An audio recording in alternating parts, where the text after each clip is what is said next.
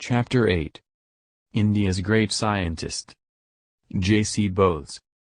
Jagadish Chandra Bose's wireless inventions antedated those of Marconi.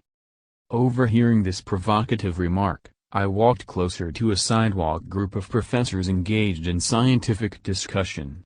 If my motive in joining them was racial pride, I regret it.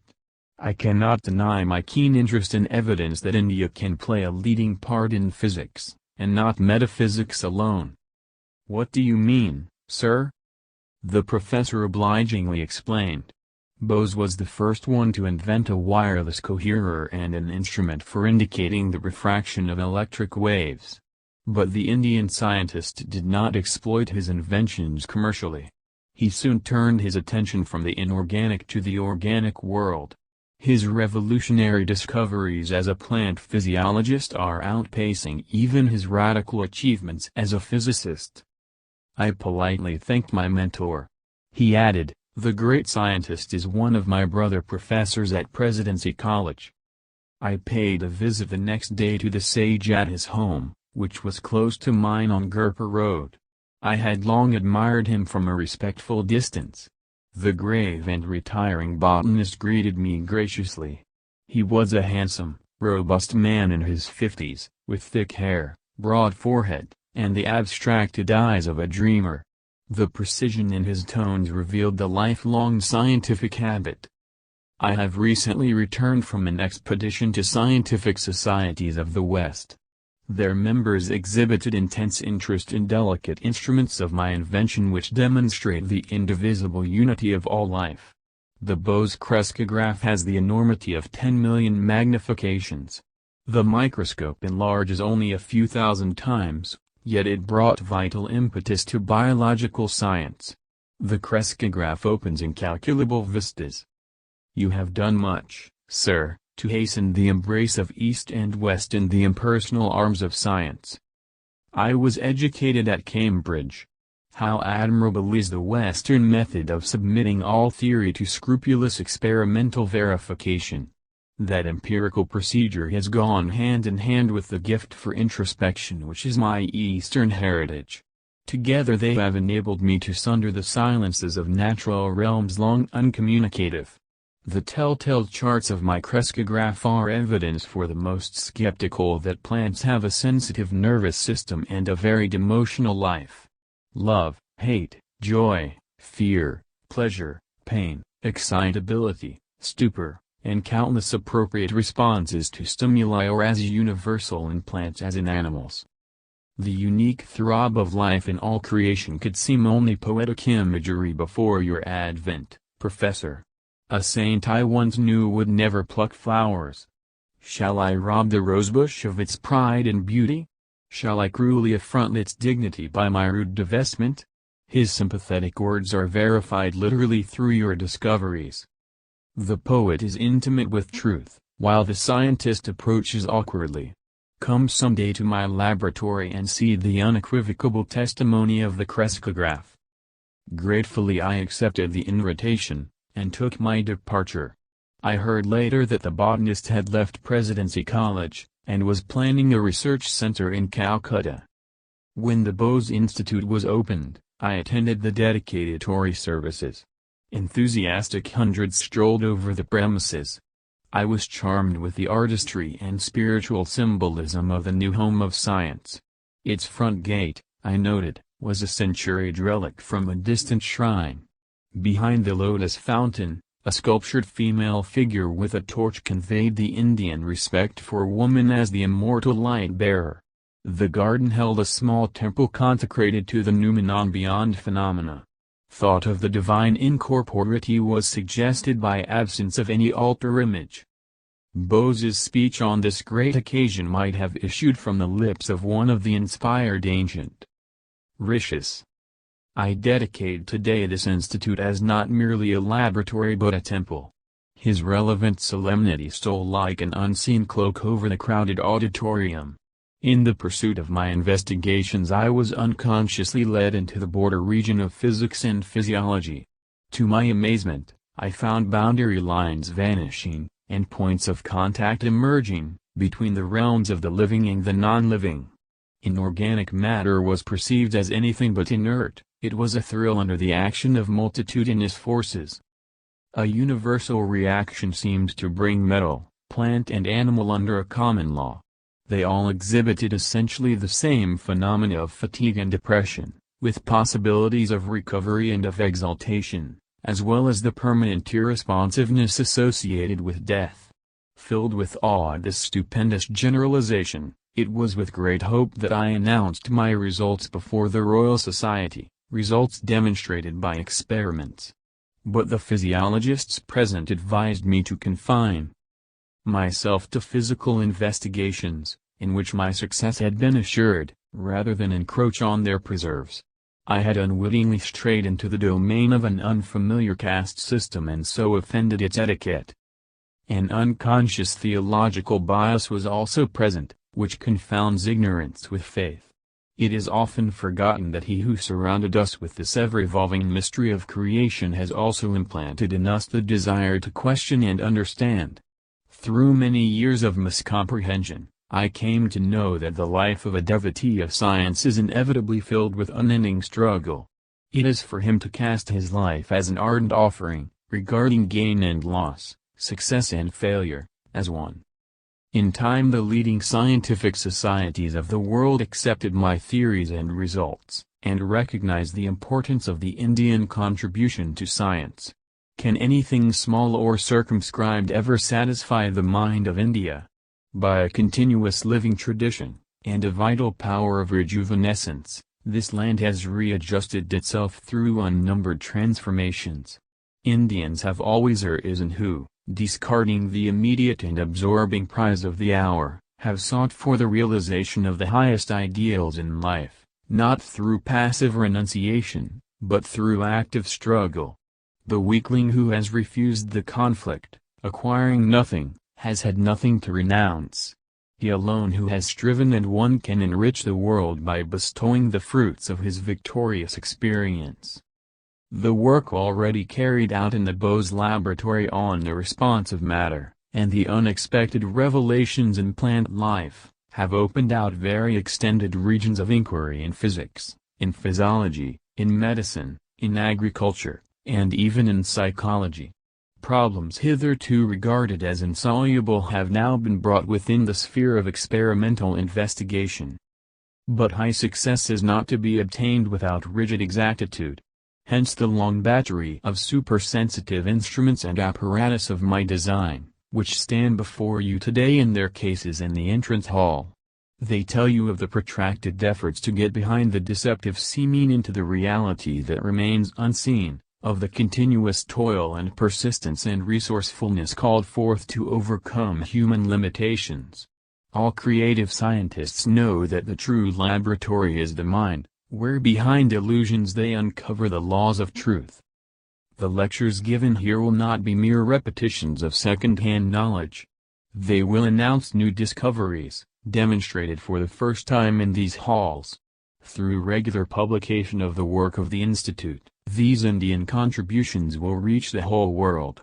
They will become public property. No patents will ever be taken. The spirit of our national culture demands that we should forever be free from the desecration of utilizing knowledge only for personal gain. It is my further wish that the facilities of this institute be available, so far as possible, to workers from all countries. In this I am attempting to carry on the traditions of my country. So far back as 25 centuries, India welcomed to its ancient universities, at Nalanda and Taxila, scholars from all parts of the world.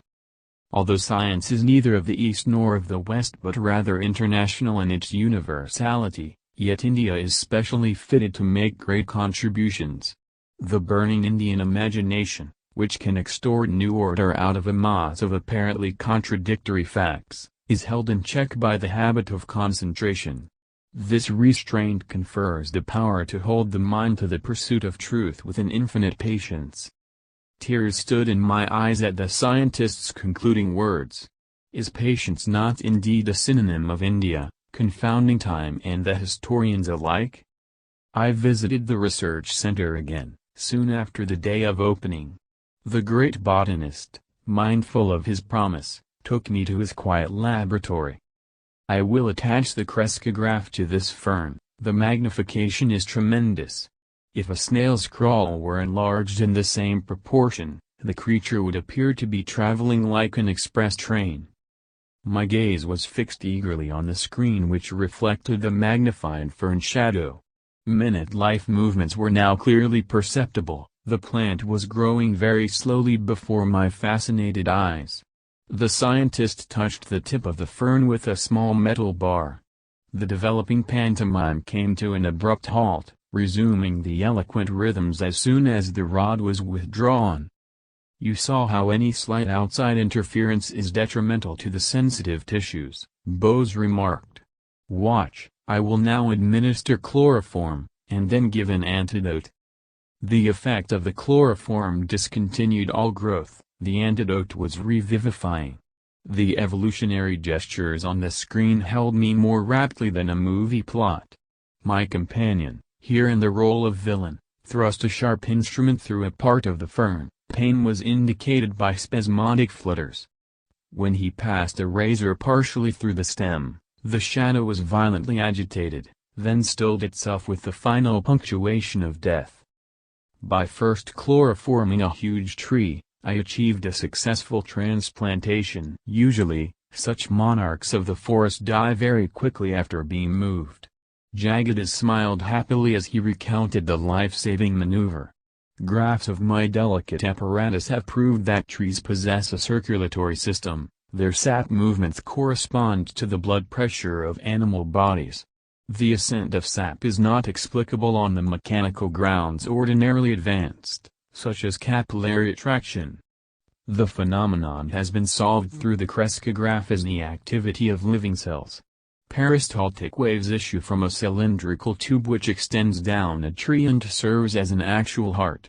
The more deeply we perceive, the more striking becomes the evidence that a uniform plan links every form in manifold nature." The great scientist pointed to another Bose instrument. "I will show you experiments as on a piece of tin. The life force in metals responds adversely or beneficially to stimuli. Ink markings will register the various reactions." Deeply engrossed, I watched a graph which recorded the characteristic waves of atomic structure. When the professor applied chloroform to the tin, the vibratory writing stopped. They recommenced as the metal slowly regained its normal state.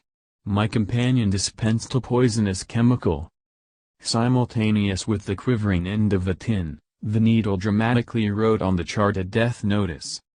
Bose instruments have demonstrated that metals, such as the steel used in scissors and machinery, are subject to fatigue, and regain efficiency by periodic rest. The life pulse in metals is seriously harmed or even extinguished through the application of electric currents or heavy pressure. I looked around the room at the numerous inventions, eloquent testimony of a tireless ingenuity. "Sir, it is lamentable that mass agricultural development is not speeded by fuller use of your marvelous mechanisms. Would it not be easily possible to employ some of them in quick laboratory experiments to indicate the influence of various types of fertilizers on plant growth?" "You are right. Countless uses of Bose instruments will be made by future generations. The scientist seldom knows contemporaneous reward. It is enough to possess the joy of creative service." With expressions of unreserved gratitude to the indefatigable sage, I took my leave. Can the astonishing fertility of his genius ever be exhausted? I thought. No diminution came with the years. Inventing an intricate instrument, the resonant cardiograph, Bose then pursued extensive researches on innumerable Indian plants. An enormous unsuspected pharmacopoeia of useful drugs was revealed. The cardiograph is constructed with an unerring accuracy by which a 100th part of a second is indicated on a graph. Resonant records measure infinitesimal pulsations in plant, animal and human structure. The great botanist predicted that use of his cardiograph will lead to vivisection on plants instead of animals. Side-by-side recordings of the effects of a medicine given simultaneously to a plant and an animal have shown astounding unanimity in result, he pointed out. Everything in man has been foreshadowed in the plant. Experimentation on vegetation will contribute to lessening of human suffering. Years later, Bose's pioneer plant findings were substantiated by other scientists. Work done in 1938 at Columbia University was reported by the New York Times as follows. It has been determined within the past few years that when the nerves transmit messages between the brain and other parts of the body, tiny electrical impulses are being generated. These impulses have been measured by delicate galvanometers and magnified millions of times by modern amplifying apparatus. Until now, no satisfactory method had been found to study the passages of the impulses along the nerve fibers in living animals or man because of the great speed with which these impulses travel. Doctors K.S. Cole and H.J. Curtis reported having discovered that the long single cells of the freshwater plant Nyla, used frequently in goldfish bowls, are virtually identical with those of single nerve fibers. Furthermore, they found that Nyla fibers, on being excited, propagate electrical waves that are similar in every way, except velocity, to those of the nerve fibers in animals and man. The electrical nerve impulses in the plant were found to be much slower than those in animals. This discovery was therefore seized upon by the Columbia workers as a means for taking slow-motion pictures of the passage of the electrical impulses in nerves. The Nyla plant thus may become a sort of Rosetta Stone for deciphering the closely guarded secrets close to the very borderland of mind and matter. The poet Rabindranath Tagore was a stalwart friend of India's idealistic scientist. To him, the sweet Bengali singer addressed the following lines. O hermit, call thou in the authentic words of that old hymn called Sama, rise. Awake. Call to the man who boasts his Shastra clore from vain pedantic wranglings profitless. Call to that foolish braggart to come forth out on the face of nature, this broad earth, send forth this call unto thy scholar band, together round thy sacrifice of fire. Let them all gather. So may our India, our ancient land unto herself return. O once again return to steadfast work, to duty and devotion, to her trance of earnest meditation, let her sit once more unruffled, greedless, strifeless, pure, O once again upon her lofty seat and platform, teacher of all lands. End of the Chapter 8.